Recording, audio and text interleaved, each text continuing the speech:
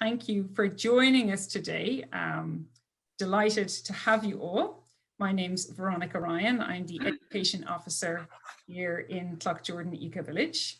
And this is the fifth episode of our deep listening series. And the topic is Ecovillages and the low carbon transition. So for those of you who may not know much about us, Cloughjordan Ecovillage is based in County Tipperary in the centre of Ireland. We're an educational charity that was founded over 20 years ago with a mission to serve as an education, enterprise and research resource for all. It comprised of a 67-acre site designed to support biodiversity, and the Ecovillage is directly connected to the rural village of Cloughjordan. We now have over 120 residents living in more than 50 high-performance green homes, 20,000 newly planted trees, and Ireland's largest renewable energy district heating system. The community features a learning alliance of groups based in the Ecovillage who are continually working and learning together. They include Cloughjordan Community Farm, which is a member-owned agroecological farm, and Ireland's first CSA, which stands for Community Supported Agriculture. Cultivate Living and Learning Cooperative is based in the Enterprise Centre and runs the annual permaculture course. Django's Eco Hostel welcomes visitors when permitted, not at the moment, unfortunately, but hopefully soon. And Riot Rye Bakery and Bread School runs cookery courses and our very own bread club.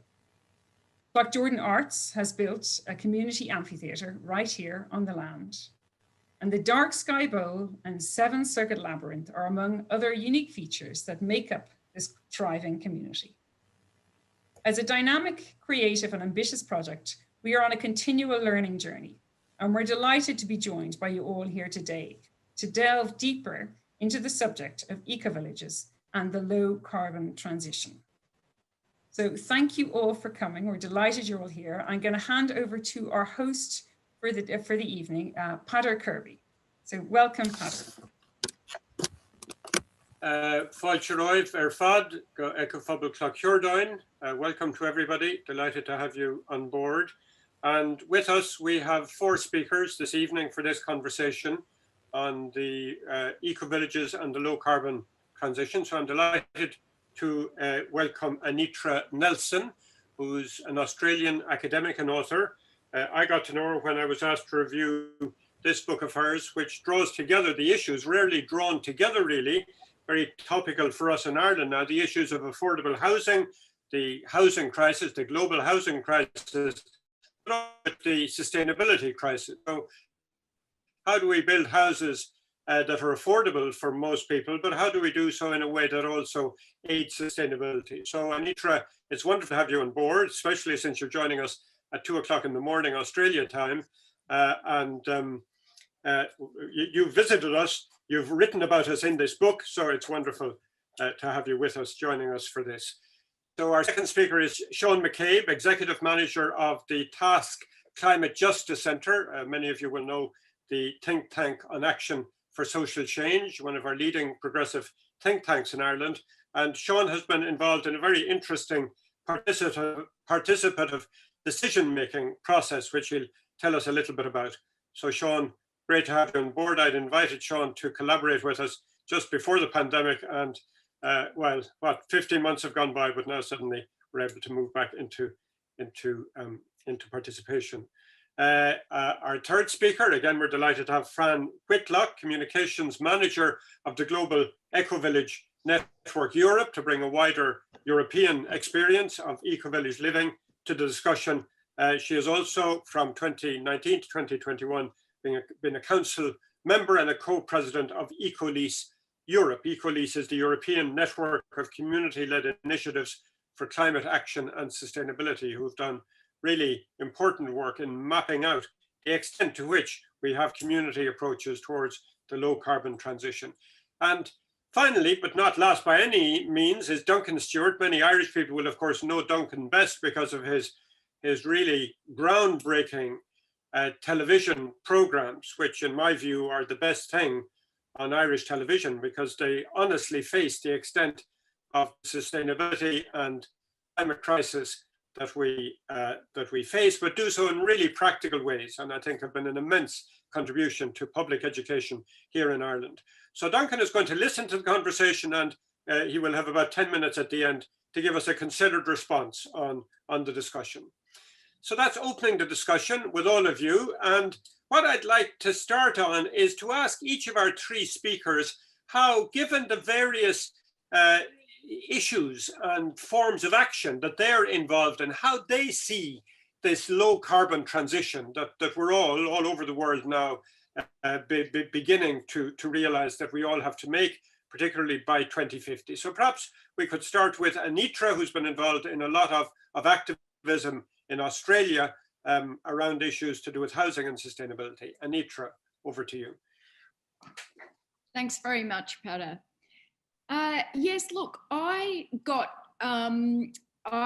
wrote Small is Necessary pretty much as a summary of learning that I'd done over a period of a couple of decades after I'd become involved myself in what I call eco-collaborative communities as a kind of generic term for eco-villages, co-housing, people living in squats, the kind of common themes being that people were co-located, that they decided intentionally to come together and to co-govern themselves, and almost invariably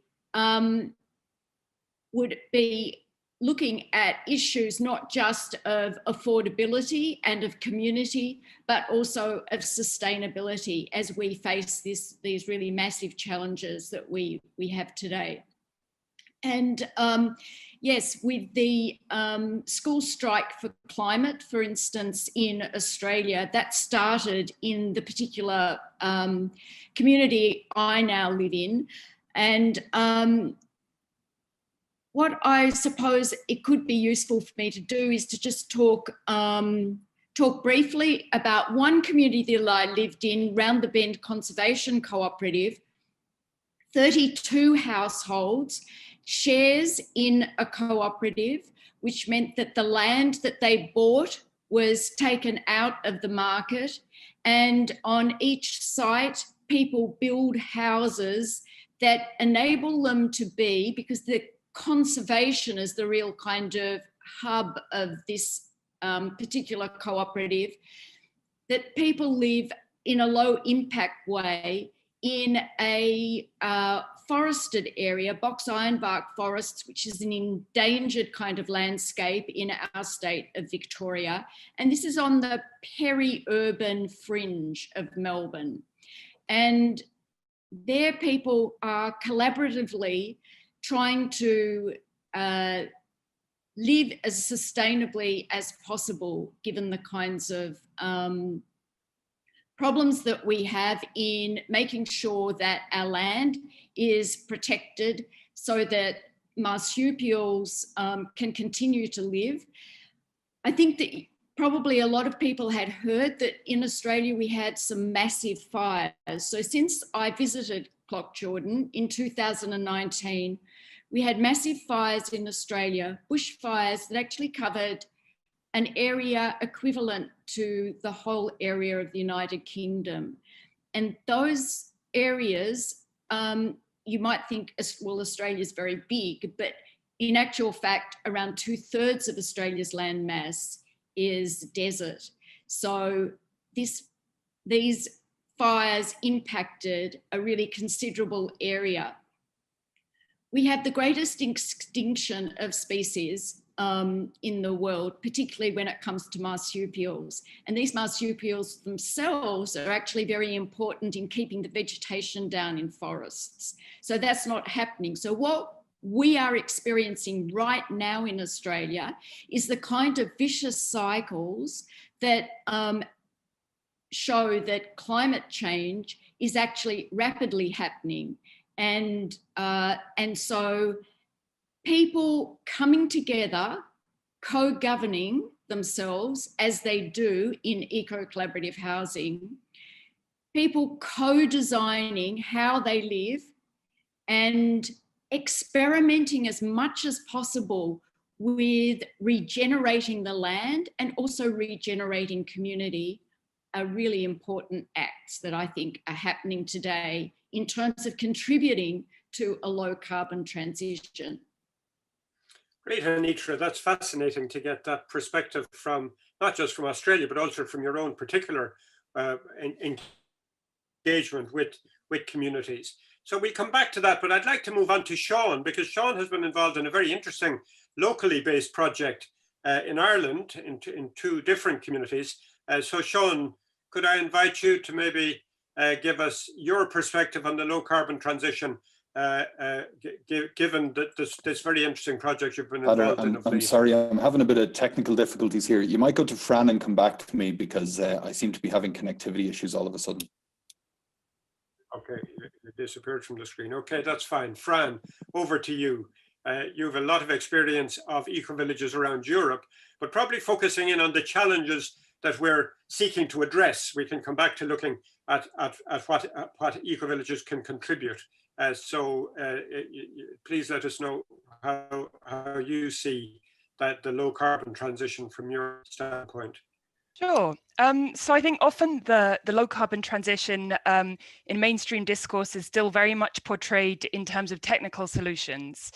So I think recently John Kerry, who's now the US climate envoy, he said that 50% of the cuts needed to reach net zero will come from technology that doesn't yet exist, he said, which in a way I feel is quite almost a bit of a dangerous discourse, really, because it's kicking the can down the road and it's not harnessing what's already possible.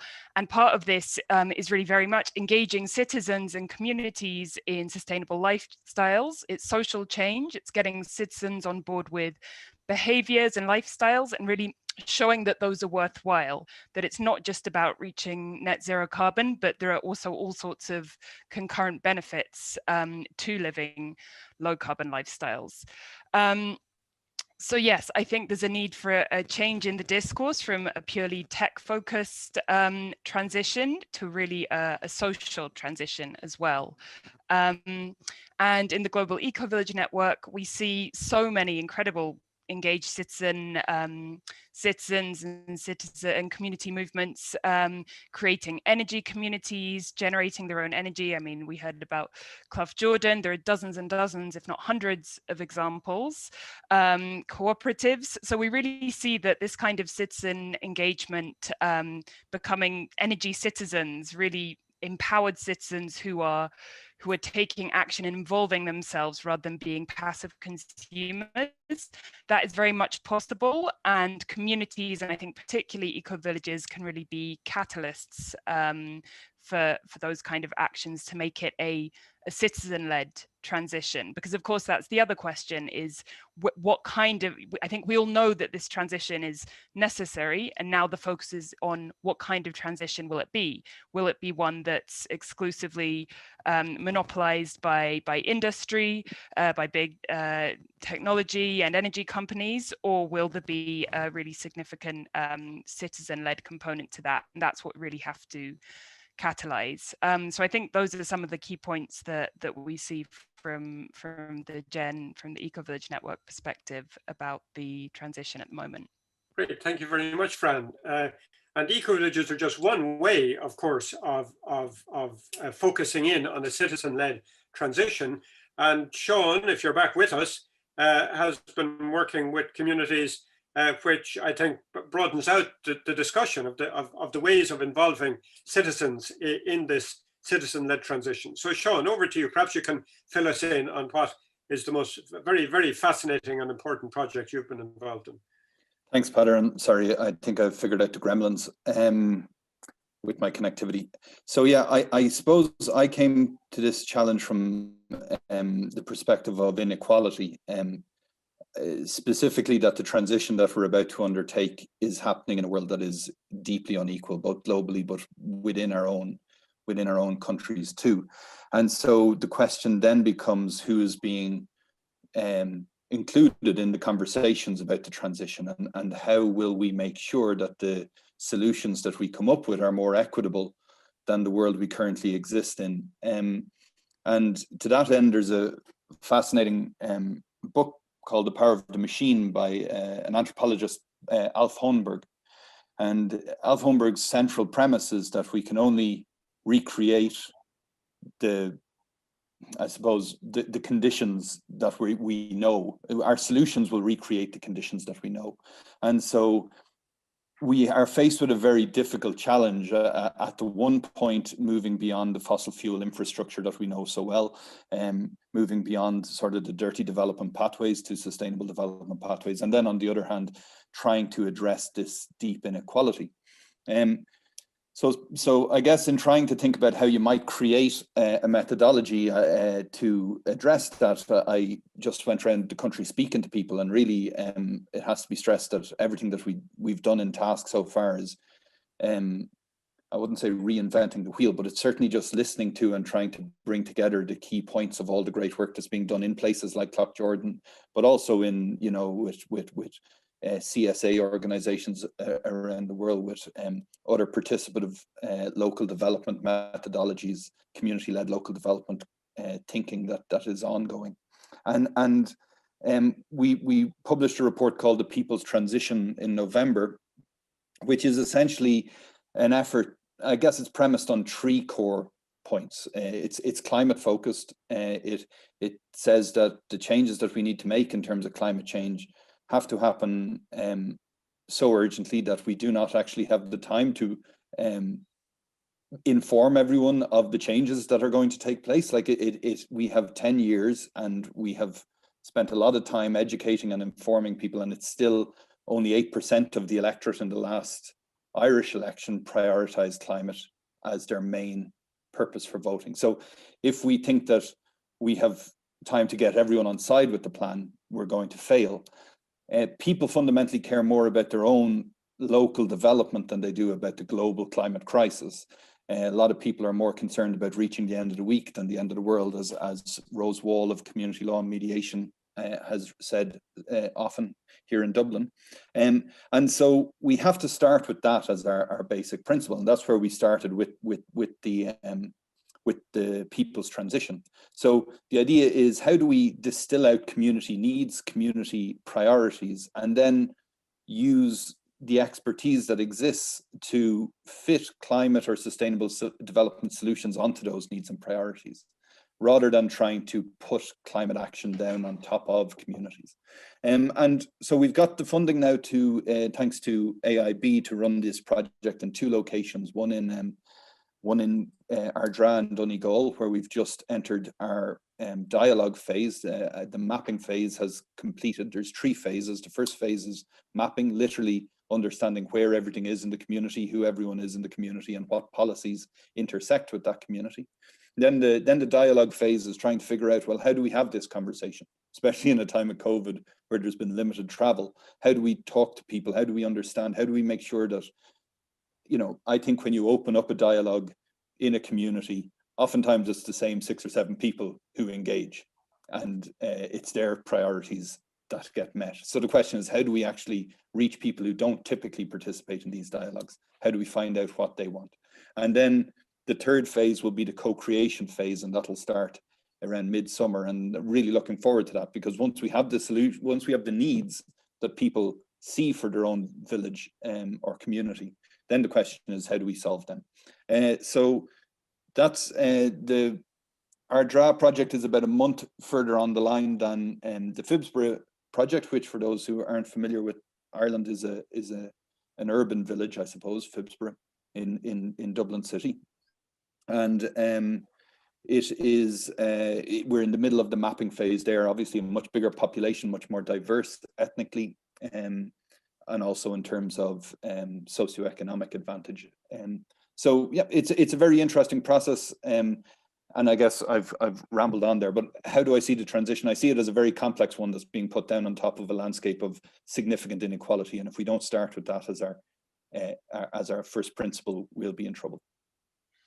Thanks, Sean. Yes, I think that's fascinating, that your project begins from a different starting point, and of course an absolutely essential starting point. And that's a really, really important one to bear in mind. It does seem to me that some of the weaknesses of our climate discussions is that it sort of almost occupies a parallel universe to the real universe that people matter about: inequality, housing, health, employment, etc. And that's one of the opportunities of a citizens-led transition, that we can frame it as a set of opportunities to transform people's lives instead of a set of technologies that can help to reduce emissions. So let's come back to Anitra. And my second question really is then, if we're focusing in, and I don't want to focus exclusively on eco-villages, but on the sort of, community initiative, the bottom-up community initiatives. I mean, in our case, as an eco-village, we focus on sustainability. In Sean's case, there's a focus on the wider transformation of the way people live in existing communities. All of that is necessary. Is there a particular role that you think that the sort of intentional communities like ours have to play in mobilizing this citizen-led transition? Yes, I definitely think so. So one of the things that I think I have noticed over the last 20 or 30 years is when I first started living in a community, everyone just assumed that I was living in a cult, and there's still stains of there being kind of like very inward looking communities. And in actual fact, eco-villages and other eco-collaborative communities, the best practice ones, are extraordinarily outward reaching. And you see this in the case of Clock Jordan. It's a very good example of networking in a whole variety of ways, from agricultural ways through to European, more community-based sorts of activities. And so I think it's a sense that with a small group of people, relatively small group of people, improving all of their co-governing skills, their listening skills, the ways that they learn to express themselves to one another, and to co-govern within co-located areas, co-designing, all of these kinds of things. I think developing those kinds of skills, and then all of those skills being stretched outwards outside that community as well, are actually mimicking the kinds of activities probably all communities, whether they're actually intentional or not, ought to be operating. And given that we have local councils and people are getting more used to, especially in urban areas, acting as precincts or neighbourhoods, I think that there's the possibility for all of these kinds of actions and directions to be followed through by lots of different people. The only way that I think that we can actually transition successfully is that there is not just the discourse, but there's also decision-making and action that's very collective in a way that we have never seen before. Yes, that's a very interesting one. That, of course, is what's missing so often, that we have societies where we have allowed power to gravitate into small elite groups, both in the political system and in the economic system. Fran, coming to your experience, which is a Europe-wide experience, and not just in the global Ecovillage network Europe, but also in Ecolease, which of course is a grouping of thousands of bottom-up community projects. What do you see as the contribution being made by this whole sector in Europe towards a low-carbon transition?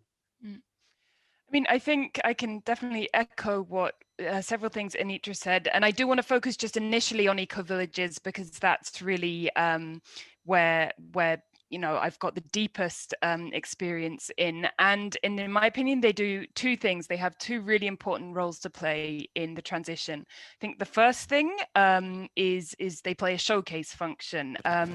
They show that they can make a you can have a very attractive low carbon lifestyle, the kind of exemplifying the decoupling of well-being and growth. No, you don't have to live a reduced life in order to reduce carbon emissions. You can live with an enormous amount of abundance, great well-being when you live in community, when you live in a group that meets its needs collectively. Though, of course, as Anitra kind of alluded to, we do still have a bit of a job to do. Every day, I think less, but a bit of a job to do in making this really feel like it's something for the mainstream. Because there's still slightly residual perhaps misunderstanding or fear, or kind of, are they hippies, are they cults? I think much less now. In the last 10 years or so, I think there's much less of that. But that's also, I think, where other community-led initiatives like the ones we see in Ecovillages also play a role, because they're perhaps more approachable as a step in. You start going to your community garden, or you start, you get into these local food cooperatives, what have you, and you see that working together and being in community or in a group really has enormous benefits that, as I said before, go beyond carbon reductions. I think the second role that particularly eco-villages have to play, and we're seeing it happening, is that they can be testing grounds, kind of little microcosms of the future society that we want to see.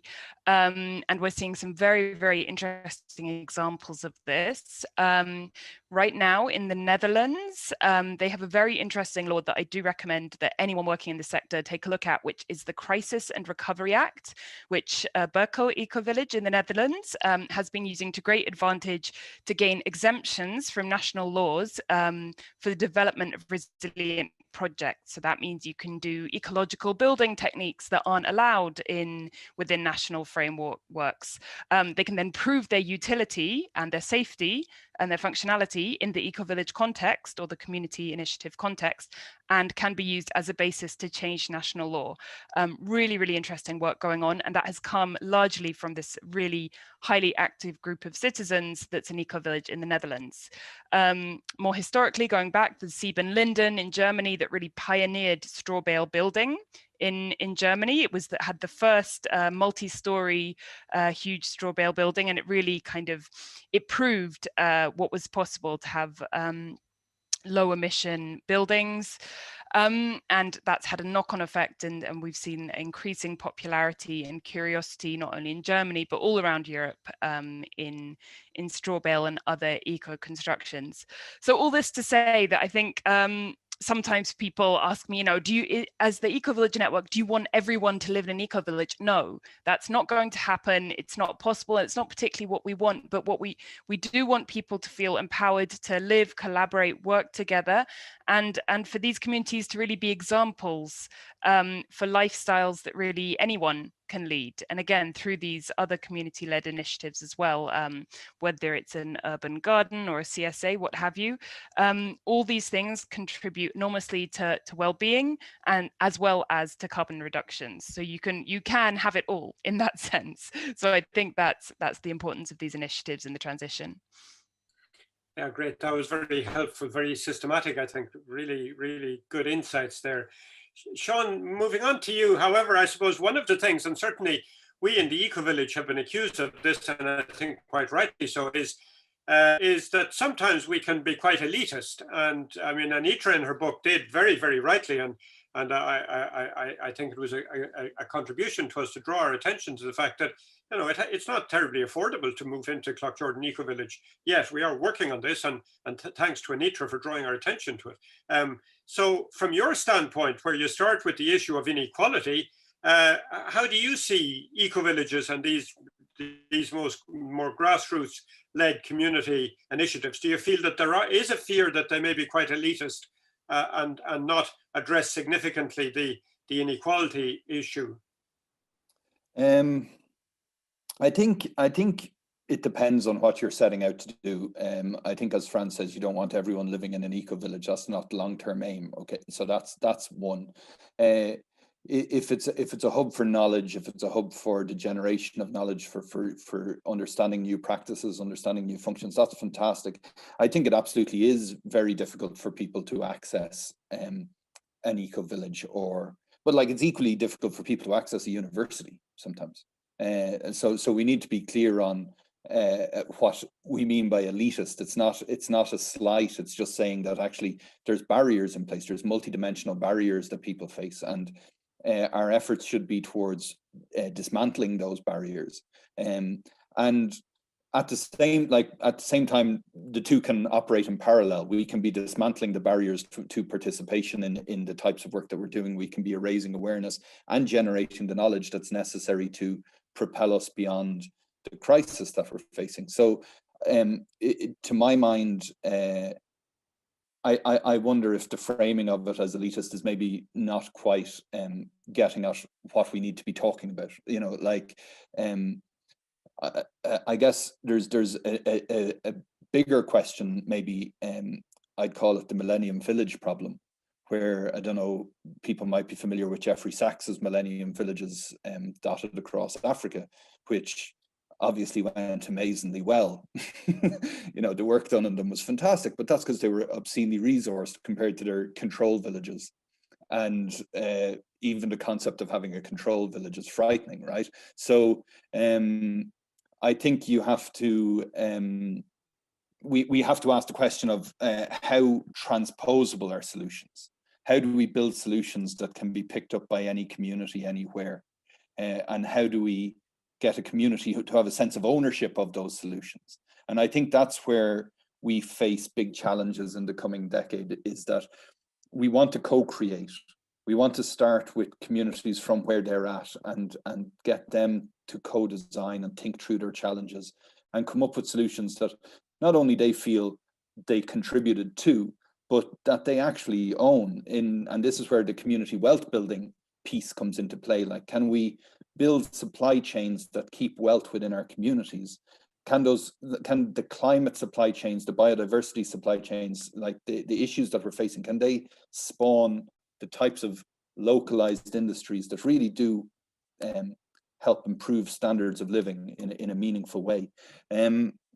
I think we can, and I like, you know, I've been to a number of really engaging events in Cloughjordan on exactly these topics. So already you're thinking about these things, but I think that's the question. I think rather than asking, are we elitist, it's, are the solutions that we're generating transposable? Can we share them with people? Can people adopt them as their own? I think they're the types of questions that we need to ask. And then who is listening to us? And that's a question.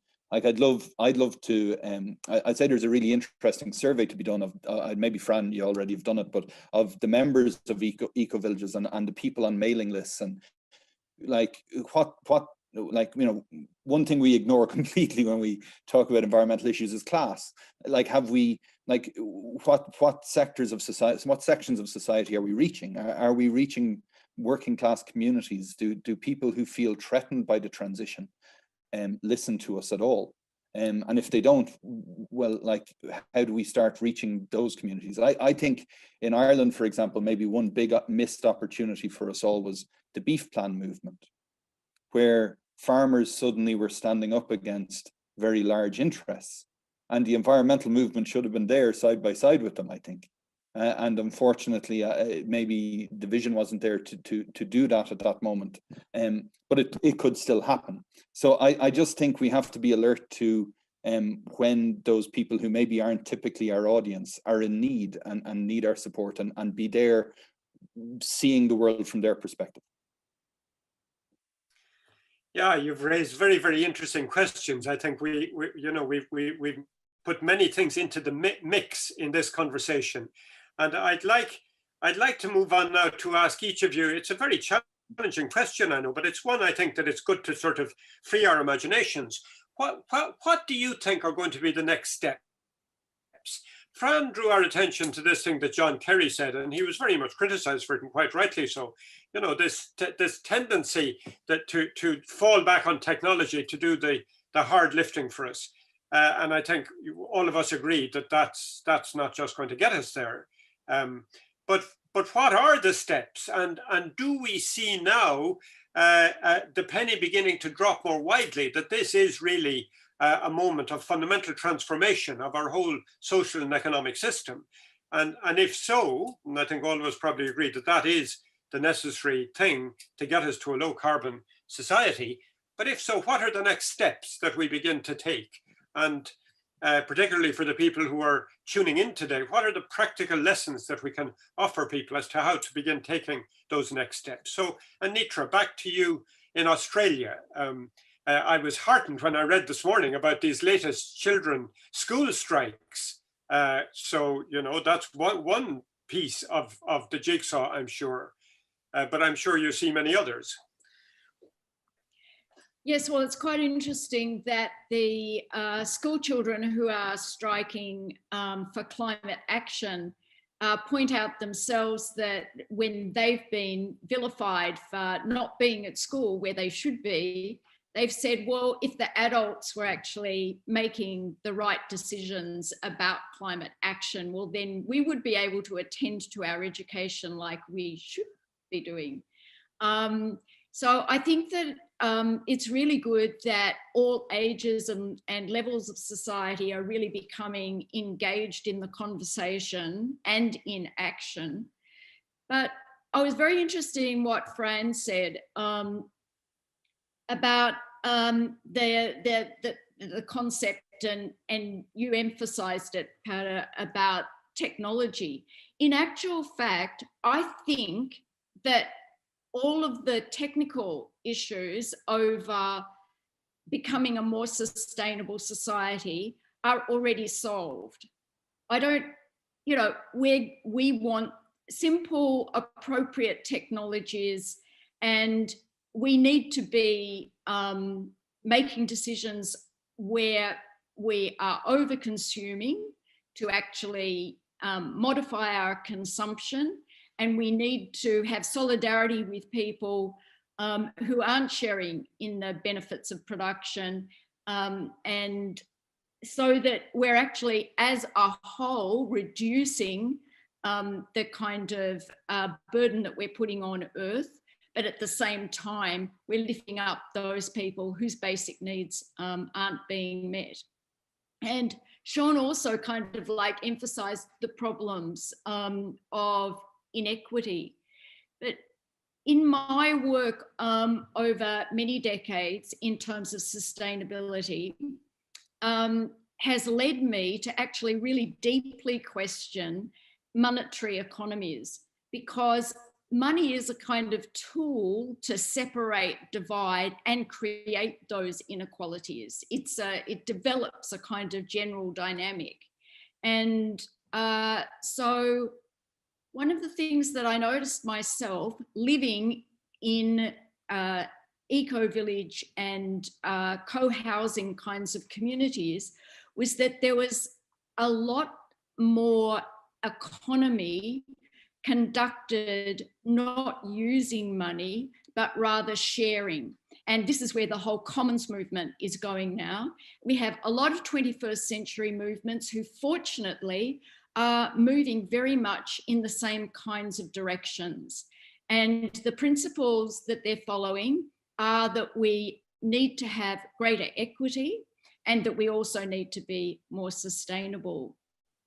But I've just delivering to Pluto Press a book called Beyond Money, a Post-Capitalist Strategy, which is actually looking at how you might completely eliminate money from society as a way to enable the sustainability and greater equity between people. And I sort of think getting ideas like this out there and as having those kind of discussions are really, really key to moving the conversation away from technology and all the money that needs to be put into a transition. I don't think it's a matter of putting money into the transition. I do really believe that it's in our power to do that.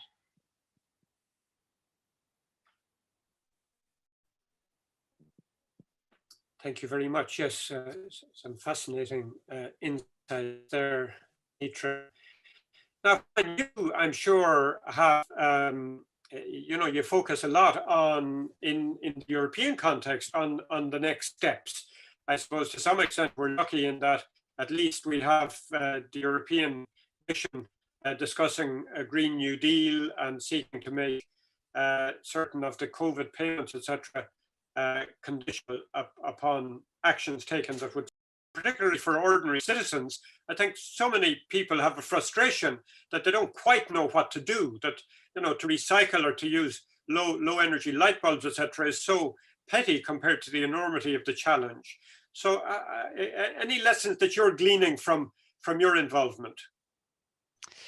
Yeah, it's tricky, isn't it? Because when we have these conversations and when we talk about eco-villages and sustainable lifestyles, it can be seen as putting the onus back on the individual, or, well, the individual as part of a collective, to make changes for the transition to a low carbon society, when really we should very much also be focusing on politics, on the big polluters, and not sort of scapegoating the individual, and especially, you know, as Sean was mentioning, the individual who struggles to make it to the end of the week or the month, you know, not putting it on them to be the ones who have to make this transition.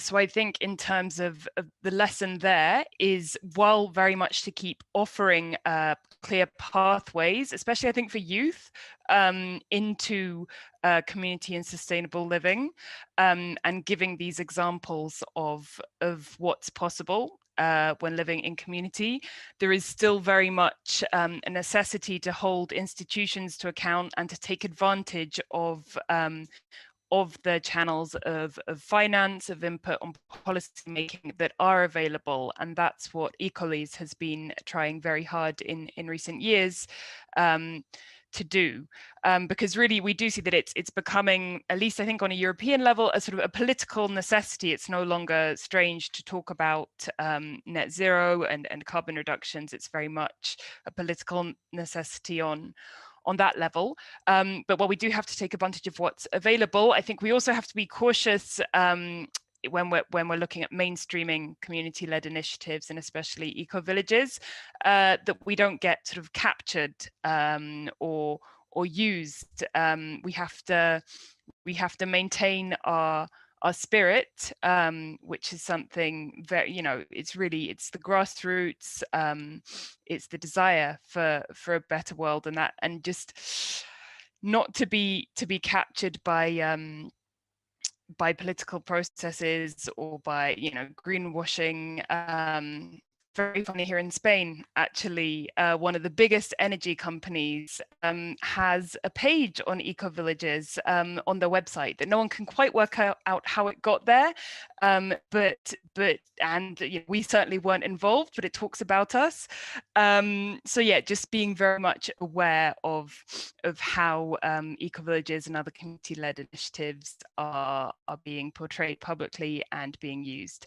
And I think finally, something else for us to think about in terms of the future transition and the main tasks we should be focusing on, really about energy communities. So this is something we've actually just started a big Horizon 2020 project. So that's using European funds, but definitely bringing in the Ecovillage and the community voice. Looking how eco-villages and similar initiatives can be catalysts for engaging people to become energy citizens, be aware of where their energy comes from, and to make it very much worth their while to do that. So really coming back as well to what Sean has been highlighting. Maybe one more thing, I think, just to really go back to what Sean and Anitra were saying, is also focusing on aligning with social movement. Really can no longer be working in our silos, be isolated. All our movements are connected very, very deeply, and we must be there when, you know, we're looking at the just transition movements for social justice. There are some eco-villages that have been, for example, offering their spaces, their meeting spaces for free to social movements to meet or to recover after actions, or all these things. But I think these acts of solidarity are so important well, they're important in themselves, but also stay relevant and connected and not be in our bubbles, to really be building bridges to the wider world. Thank you, Fran. So Sean, over to you before we open up to our participants. The next stage is as you would see it from your perspective. I think things aren't going very well. Like, I think we can feel sometimes that we're moving in a positive direction, but actually I feel like the rate of corporate capture of the environmental agenda is pretty significant. If you look at the private sector involvement in the Sustainable Development Goals or in the delivery of the Paris Agreement, it's quite concerning. And so my fear is that a lot of, there's been more human rights, like the Business and Human Rights Resource Centre track human rights allegations against renewable energy, like against energy companies, but the extent to which renewable energy companies have been being reported for alleged human rights abuses is skyrocketing. Like we've got, the rise of the right and how they are using climate action as a mobilizing tool. We've got the issue around, how farmers perceive climate action and environmental actions as a threat. And yet you still have George Monbiot writing about factory produced meat. It's really unhelpful, So I think we have to start really reconsidering our higher ground on this. And it is about going into the communities. It is about starting from where the communities are at.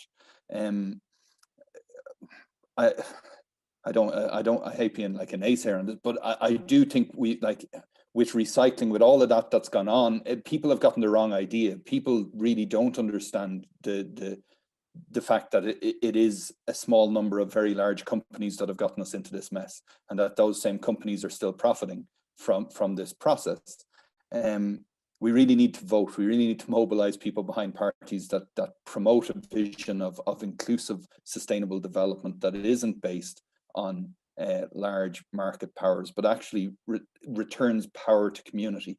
And that's a piece that is also left out of these conversations, is the conversation about power. Who has power, and how do they use it? And even as it stands in Ireland, if we wanted to try to move to a model of community-led local development based on community wealth building, we don't have the power in the councils to properly do that. We don't have, we've seen the erosion of the independence of local action groups within the LEADER program, for example. So they've been captured by local councils too. So we've a real challenge in terms of democratizing this process and putting it into the hands of people, and then also making it relevant, again, back to sort of to working communities, to people on low incomes, who are like finding it tough. One kind of example that I would throw out is I recently became a climate justice officer at a football club here in Dublin, Bohemians, and the amount of backlash that it got was very funny, but it was also pretty indicative of the fact that I was in a bubble, and up until the point that I stepped out into this world of football and tried to talk about climate justice to football fans, I didn't realize that most of them didn't give a damn about this at all. And so we have to be careful that we're not just talking to ourselves. We have to try to go to those places where we're not welcome and have the difficult conversations. And then the other thing is, and it is great to see Anitra speaking about the children on strike, one thing we have to remember is the global dimension of this. And I'm part of an initiative called the Children's Environmental Rights Initiative. It's headed up by the UN Special Rapporteur on Human Rights and the Environment. And we have a declaration. It's called the Declaration for Children, Youth and Climate Action. It's a youth-led declaration. It's building on all of the great strikes that have happened all around the world. And we had a call. It's really heartening. We had a call on Thursday with young people from about 80 countries. And we were talking about how they might be able to advocate for countries to sign up to this declaration. Ireland hasn't signed up yet. We've 13 countries signed up, but Ireland hasn't yet. How they might both advocate for signing up to the declaration, but also implementation of the declaration. And one young man from, I won't say where, but put up his hand and said, I'm a little bit worried about going out and advocating for this because I could go to jail. And so we have to understand that we're in a very privileged position where we can still agitate for climate justice.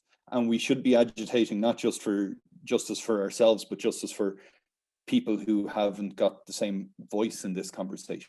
So I think I don't know if it's a mixed bag there in terms of where we're going, but we need to take back power, and we need to make sure that it's shared with the global south.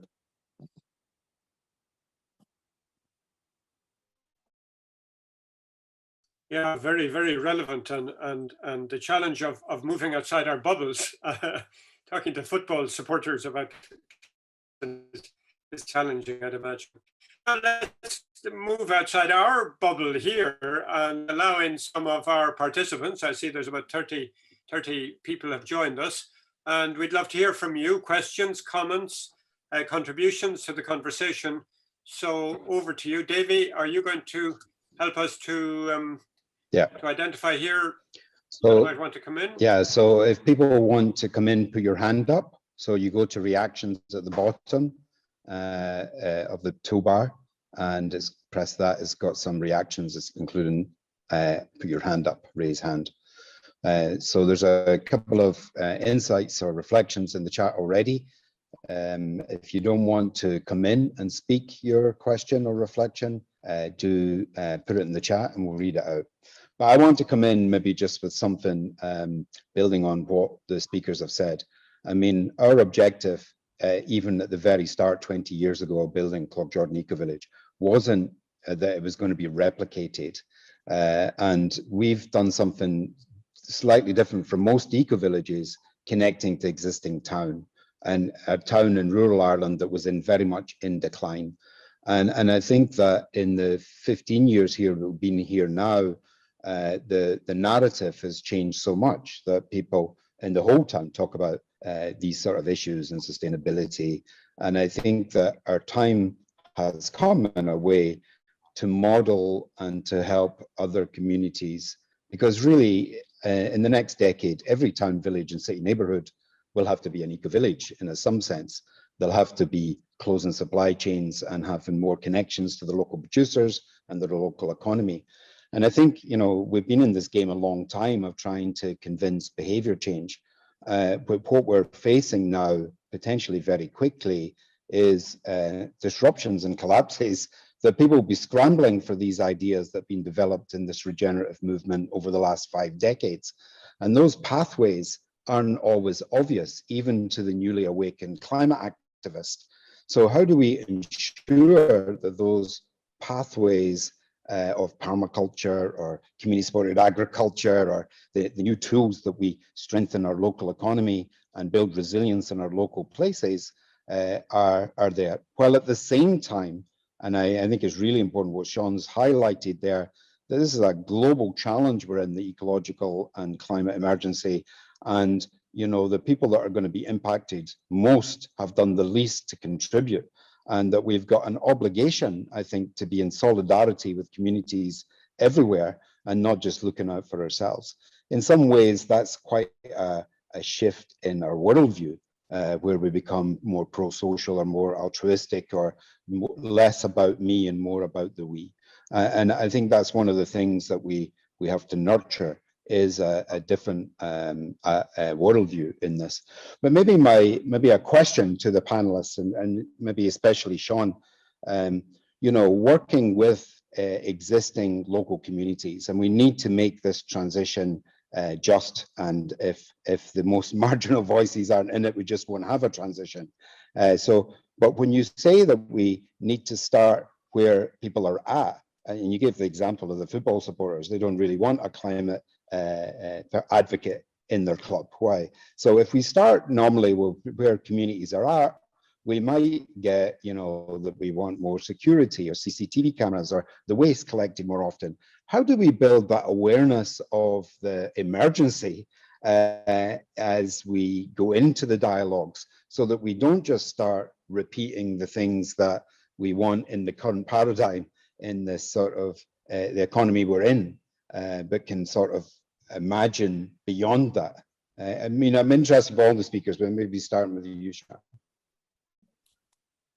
I think people are we're all pretty similar, and people generally speak and want the same things, and their outlooks are just their experiences, and like people want to be treated with dignity and respect. They want to have prospects for their future and the future of their family. I think if we start where people are at, we'll find very quickly that it's what they're looking for is nothing. You know, I had the privilege of, maybe it was ill-advised at the time, but I've run in 2 elections, and so that gives you the privilege of knocking on doors and meeting people and listening to what they want. And but what people want is straightforward, and what they don't have, what some families don't have is criminal in Ireland in 2021. Like, to meet a mother on a doorstep on a very cold January night and say, look, I won't keep you at your door. And she's like, oh no, the heating's off. I can't afford to pay for the heating and get my kids through school. That's a very serious thing. And that's immediately a climate justice issue, because the idea of getting someone energy and solving energy poverty and doing it in a renewable way so it's very interlinked. So I think when we start with where people are at, we'll see quite quickly that it's not security. The people selling security are generally companies, or, you know, people who are telling you have something to protect are people trying to divide. And I think if you can be a source of listening, like you're doing here, deep listening, but in the community listening and surfacing the real needs and priorities of people and families, it won't be that. It'll all be positive, and it'll be solvable stuff, I think. Thanks, Sean. Anitra, Fran, do you want to come in on that? Maybe I can briefly. I mean, it's a very difficult one, and I think Sean has much more sort of direct experience, and I think what he said was incredibly interesting and so important. I'm just from the Ecovillage perspective, and it's a longer term perhaps form of engagement, but it's really about, I think there's something about trust building. I think there's a lot of work that needs to be done, like I said before, building bridges, but building trust in a community. So not kind of much, I mean, it seems obvious, but not marching in and saying, you know, look at us, we're doing everything, we're sustainable, you know, you should, you know, and I have seen in some communities, some eco-villages, there's quite an us and them mentality, especially in communities that are close to perhaps more traditional villages. For example, the can, in some cases, be perhaps a sort of a superiority there of, you know, we're doing everything right, look at these farmers who are doing everything wrong. But where it's successful and where wonderful relationships have been built and synergies and sort of fantastic relationships between the eco-villages and the wider communities that they're embedded in, which are often, they are, you know, not privileged communities, often rural farming, low-income communities. It's where the eco-villages have proved that they have something to offer, that they want to listen and they have something to offer and share. They can consume from the, you know, they can connect with local farmers and buy their produce. They can really show that they're a valuable piece of the puzzle in their area. And that, when you build that trust, that's when you can start to bring in, you know, the issues that we're passionate about and see that they are all interlinked.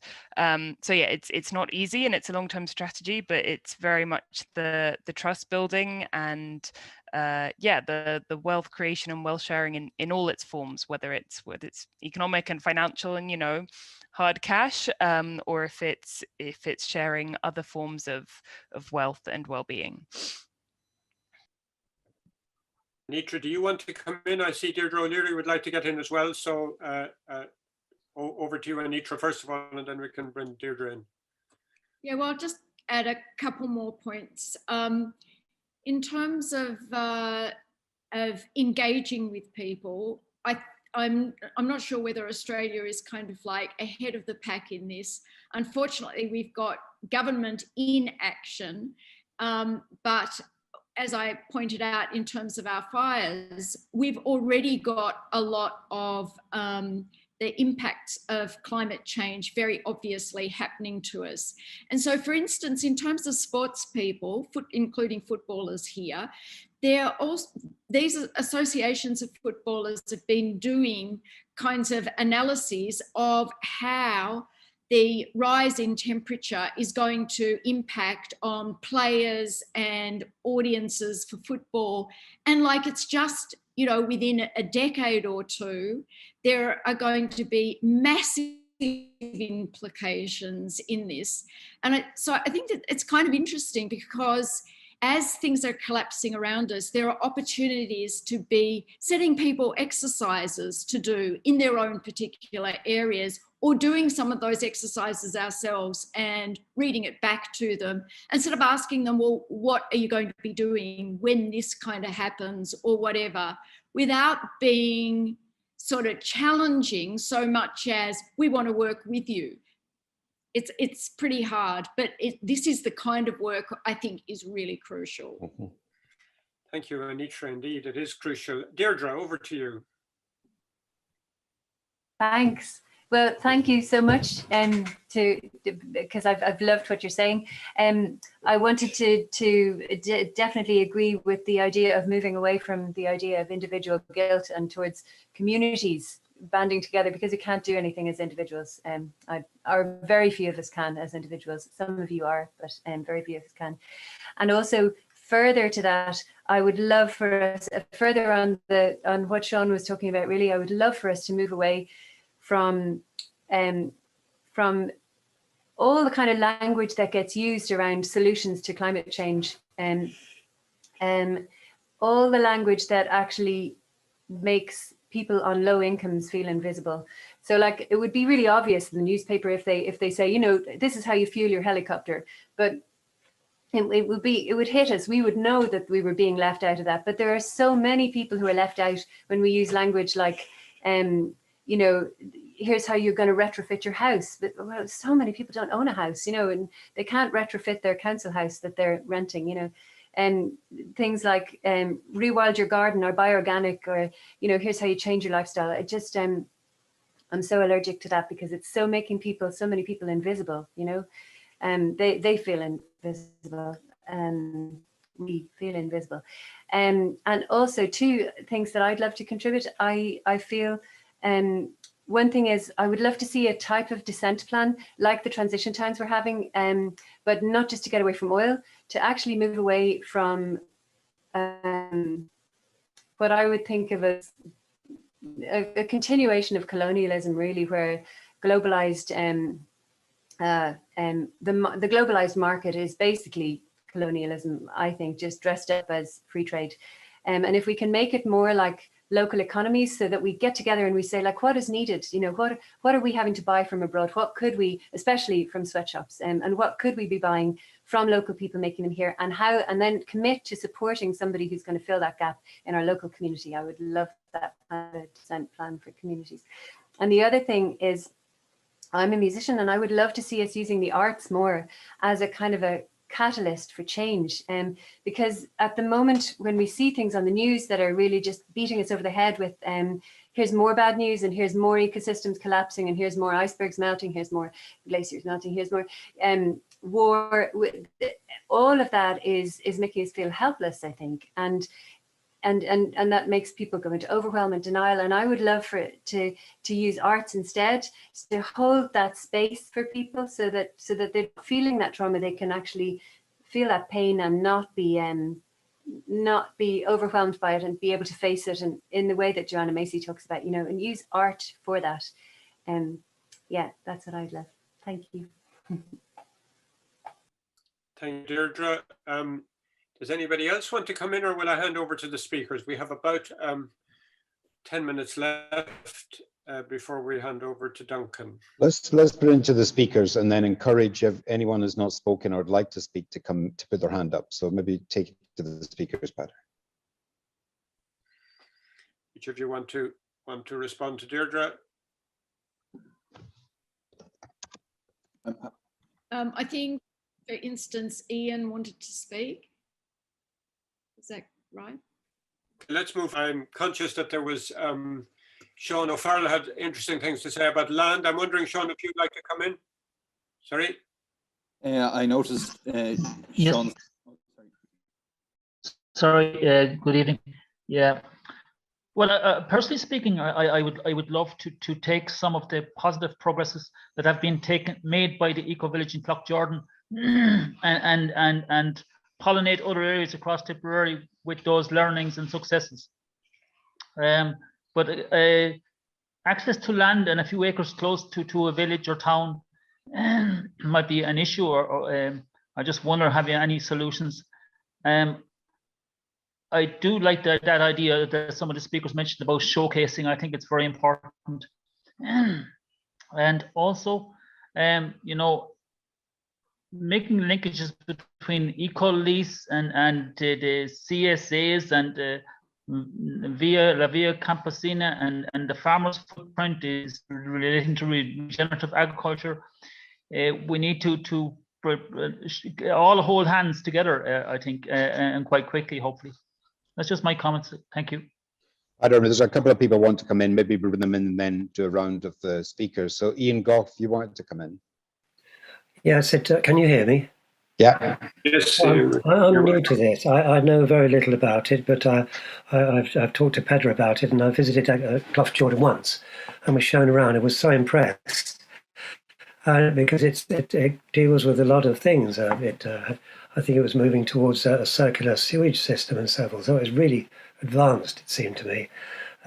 So I've just got I just would like to know more about what eco-villages are developing probably across Europe, and how they differ. I mean, it's a boring empirical question I'm asking, and perhaps there's a simple couple of sources I can look at. But I'd love to get a map of what's going on at present, because I find some of the discussion about taking that to the global justice is a bit it's admirable, but it seems to be getting away from I think the key role of showcasing and making more of what there is at present in the Ecovillage movement.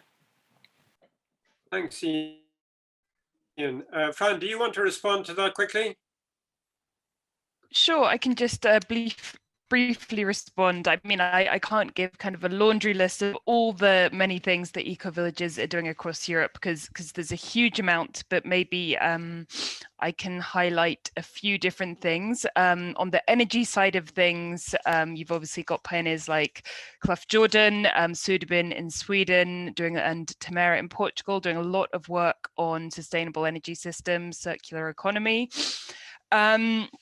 I think there's also a lot of work apart from the ecological sustainability, because in Ecovillages, we talk about all the dimensions of sustainability. We don't just focus on ecology, we really look at economy, social, cultural sustainability as well. So we see a lot of work on actually disseminating the social technologies of Ecovillages. So that's kind of means for better collaboration, you know, facilitation, listening, all these tools that perhaps we don't think of in terms of sustainability, but they're really about what makes groups work. And I think we have a lot to learn from the other global and social environmental justice movements in that, but we also have a lot to share. And there is sort of increasing bridge building going on there. I can put some links in the chat where you can find out more about what different Ecovillages are doing and our map, but that's just a very brief flavor. I think you mentioned kind of should we be going beyond showcasing and is it kind of too much to get into the whole global justice movement? And I think it's what the other speakers have been saying, is that it's all so very, very interlinked. And there's a lot of synergies between what we're all doing, even though it may seem a little different, and we have to work harder on making those linkages explicit and showing what we can offer each other, I think. Sorry, I think there was a break there. The final thing I'd say, Ian, is that we had a wonderful webinar recently, an interview with the author of what to me is a very fine book on Ecovillages, Karen Litfin, who's a US politics professor. So I'd recommend her book, and do look at the recording of the interview we did with her, which is on our website. We did that in late March. So Davy, you had said there were other people wanting to get in. I don't see anybody with their hand there's up. a few comments. One's quite interesting from Sean O'Farrell that's been answered in the chat, is on the subject of language, and just that even the term sustainable development, sustainability has been hijacked. And we are on a sort of spectrum from conventional to green to sustainability thinking. We now need to move beyond just sustaining what we have into regenerating our ecosystems and our communities. So that the regenerative frame has become sort of the leading approach. And it's not just a new word, it's a different way of perceiving or conceiving of the challenges. It's much more systemic. As we move along that spectrum, we reduce our energy use, we shorten supply chains, we build more engaged communities. So I do think that the language is important, but there's something behind the language also that we can convey in simple ways, maybe, which is interesting. Yeah, so I don't know. Maybe the speakers can say a final word, and then we can move on to our keynote listener. So let's end with each of you. Anitra, would you like to begin? A few final words? Yes, I was interested in the comment made about language. It's problematic because I know from being in numbers of movements, including the women's movement, that you can change to being feminists and you can this, that, and the other. But basically, there are ways in which people will actually make a slur out of the word just because they're against it. So I think that creating multiple different words, as Davey says, regenerative, there's permaculture, there's a whole lot of words that we can use. And as much as we use a multiplicity of words, I think that that's actually really useful. And I particularly like some of the words that Fran used, which are more like degrowth words like frugal abundance and all of those kinds of things as well, because it sort of adds a whole richness to our discourse. And just in terms of Sean raising about land, I do actually think that the different ways in which many eco-collaborative communities are in fact trying to commonly own land and take it out of the market offer good models. And in particular sort of models where there might be, for instance, a collective mortgage and everyone just has to pay 50% of their income, whatever level their income is. All of these kinds of models, I think, are quite useful because they could, in the end, maybe even trigger policies that could be taken up by local governments or whatever. Thank you, Anitra. Fran, a brief closing comment before we move on to Duncan. Yeah, I think there's maybe one thing I wanted to point to in terms of Ecovillage contributions to the transition, and is also what we're seeing is across Europe an increasing number of collaborations between ecovillages and municipalities, also even regional governments. We're seeing increasing recognition of the roles ecovillages can play, particularly in sort of less favoured rural areas in terms of, for example, keeping schools open or even opening new schools. So really actually making it worth and possible to live in rural areas that increasingly don't have services and aren't given government funds. So we're really seeing more synergies there that I think are, and as we get that recognition from institutions, I think that can be very powerful, and it can really really contribute to local decarbonisation and on regional levels as well. But yeah, I think the other thing I want to point out again is that, most people, imagining that most people in this conversation, they don't live in ecovillages and perhaps they won't ever. but there is still a huge amount that can be drawn on in terms of eco-village lifestyles, approaches to collaboration, eco-village neighborhoods. These are a lot of things that I think we can do a lot in terms of sharing the eco-village lifestyle tools with any kind of social movement, with any kind of neighborhood, with any kind of community group that will facilitate people living what we call eco-village lifestyles wherever they're at. That doesn't mean having to pay a bunch of money and move to the countryside and go and live in an eco-village. These kind of lifestyles really can be for everyone if we share the tools in the right way, in a way that makes it approachable and easy for anyone to get on board with. Thank you, Fran. Sean? Thanks, Banner, and just thanks for hosting this conversation. I've learned an awful lot, and it's been really great. And like the comments from Deirdre and Sean are very valuable as well. Just two quick points. Well, three maybe. The first on Deirdre's point about the arts and how we're using arts. I think also history. We have to tell stories from our history to understand how we don't repeat the mistakes of the past, and also to understand how the power of the collective has succeeded previously. I think that's a really key point in this, and I think the artists have a big role in telling that history with the historians. I think in terms of land, it's another area where I'd just be exceptionally worried about. I don't know, I read a headline recently that Bill Gates now owns more land than the Native Americans. It's astounding, and I see us going a similar direction, given how people are struggling, farmers are struggling to stay on the land, the pressure on commodity prices and what that's doing to the family farm is scary, and we could go to the corporate land ownership route, which would make this dream that we're imagining even further away. So that's something that needs to be resisted. And then the final thing is, we haven't really spoken about how we'd get all of this to scale and where the resources would come from. And I think it's very interesting to note that, like, in 1991, I believe the corporate tax rate on average in Europe was 41%. It's now somewhere around 15%, and we in Ireland have led that race to the bottom.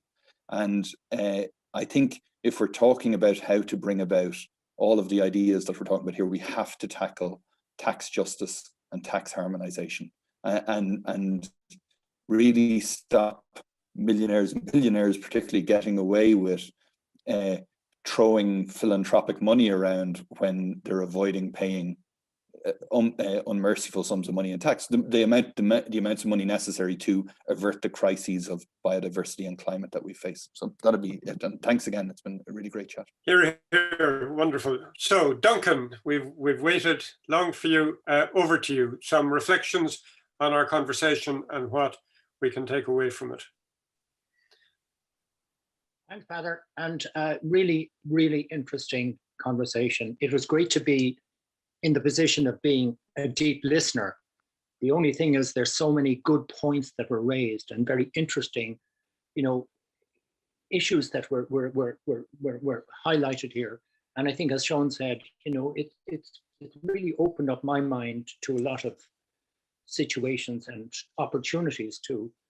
But if I stand back without kind of talking about all of those really good presentations that I feel very privileged to be able to kind of to listen to and to learn from, I kind of feel in the bigger picture, and I think in a way Sean mentioned it there again, it's not just with inequality, but with the wealthy, not alone are the wealthy, if you like, exploiting their situation and more eating in on the inequality issue. But they're also by far the biggest greenhouse gas emitters personally and in their businesses. And we have these massive challenges now that this, if you like, inequality in that level, where we look across the world from a global perspective, and we know that in Ireland, our emissions compared to Ethiopia are 80 times that of the average Ethiopian. But within our own society, the difference can be as much as 20-1 in terms of, the very big polluters being very wealthy and in their investments being used completely in the wrong way, compared to others in society that are making great efforts. And then we look at the inequality of people in Ireland too, that people that are struggling. I think Sean mentioned there about that young woman with the young family that can't heat her home, you know, these sort of situations, living in incredibly badly insulated houses that they have to rent and they can do nothing about. And so many people in rural areas that are so dependent on transport, you know, long commute journeys to be able to get a living. You know, farmers, for example, that can make a living on their farm, having to commute to jobs that are a long distance away, and where they're so dependent on, if you like, fossil fuels, you know, transport for diesel and petrol to make these journeys, you know. And then we look at the big picture of climate change, and you know, the fact that we have only 8 or 9 years left to make this massive transition to at least reduce global emissions by 50%. That challenge looks insurmountable in the overall context. And you know, I look at Ecovillages and the important work that they're doing. And, you know, as Fran talked about what's going on in Europe, you know, really important what these community groups in Ecovillages are doing, and in testing out new models for society and for social living and social interaction and collaboration and reaching consensus, for example, on things within their own communities, but also in sharing their knowledge with the local original village or local inhabitants that would have been, you know, reared in that area originally, and in sharing their knowledge with those is such an important aspect of it. But you know, one has to take up the question as, are we living in a bubble, you know?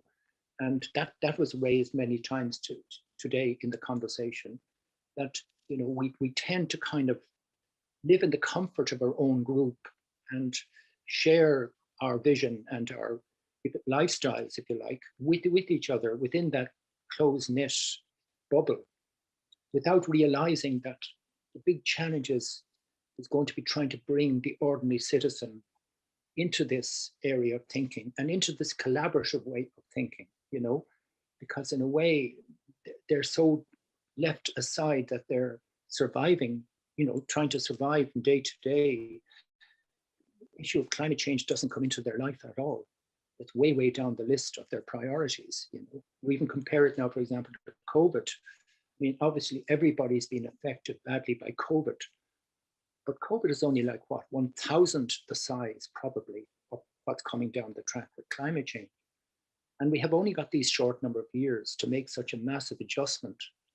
And when we look at our politicians, they really don't get it, you know. They don't see votes in it, first of all, so they don't really make the effort to learn more about these issues, because they don't see it yet as a threat to them in terms of their own politics or in getting re-elected. It's not on the agenda for most politicians here in Ireland anyway. And yet our greenhouse gas emissions are incredibly high relative to the rest of Europe. We're 50% above the European average per person in greenhouse gas emissions. And our transport emissions went up 2.5 times since 1990. I mean, these are incredibly serious issues, you know, when we take the wider context of what we have to do, you know. And I think mentioned there were farmers, you know, I think we have to kind of recognize that farmers are critically important in terms of what they can deliver if they are brought and given the right direction and incentives to do the right thing and the right certainty to, and you know, that they don't take risks on doing things. They need to know where they're going. And they need to know if they do make big changes. And I think Sean brought up that point there of beef farmers in Ireland. You know, 83% of beef farmers can't make a living out of cattle. You know, it's the big meat barns, the big exporters that make all the profits. Those farmers have got to live. They've got to have an off-farm employment. That's 83% of our cattle farmers in Ireland. And that's most of our farmers in Ireland. And I mean, you know, as I think Sean mentioned there, you know, there was an opportunity to engage with those farmers because they were really desperate, because they knew they were being exploited by the big exporters, and they're at the mercy of them at the marketplace when they bring their cattle. And yet they're producing incredibly unsustainable food. Unfortunately, with emissions from cattle are so high. Yet they could be doing so many other things with that land if they were incentivized and encouraged and given the right framework to do so. But that's not happening because the big vested interests have control over our agriculture. So what I mean is these big issues, you know, are so critical now, and time is running. And I mean, from my perspective, how do we mainstream this is the critical issue. How do we bring what the good examples that are going on within the eco-villages across Europe? How do we bring that mainstream? How do we get the messages of the successes that within these communities and the experiences that these communities have gone through in the development of various techniques that they've evolved within their communities to kind of, you know, take on these challenges and produce a sustainable way of living. You know, there's an awful lot for us to learn. I've certainly learned an awful lot here. And I'd love to find a way that, for example, this debate that we're talking about now and this discussion could be evaluated. You know, take this, what happened here today, and really take a look at it and get a wide sector of society. You know, it would be lovely to get kind of people that are not environmentalists, you know, people that are struggling, average urban people, for example, that are struggling, and likewise rural people, to kind of go through this and evaluate what came out of this and what can we learn from it and what would their comments be, you know. In other words, how do we make this not just us talking to each other within this kind of environmental group, small group in society here in Ireland? How do we make this something that is relevant to ordinary people? You know, when I'm talking to people, typically, the issue for me is their children, you know, and my children, you know. We know that the future for our children is incredibly at risk at the moment. That the way we're going, the trajectory we're on with climate change, will we get to 2050 before massive social breakdown?